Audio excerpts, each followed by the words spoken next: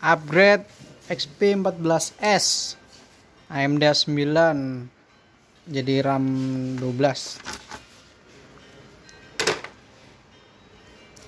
Ini slot RAM-nya dual channel, ada slot SSD-nya, bisa pakai NVMe. Cuman kalau pakai NVMe bacanya kali 2. Kalau pakai SSD M.2 biasa 2280 juga bisa. Ini harddisknya udah ada bawaannya. Kita pasang di sini. RAM bawaannya Samsung 4GB DDR4 PC266. Kita upgrade dengan RAM Kingston 8GB DDR4 PC266.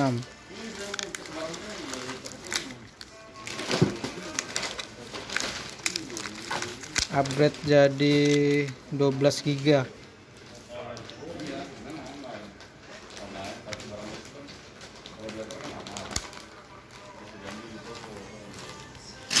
Nah, begitu ya.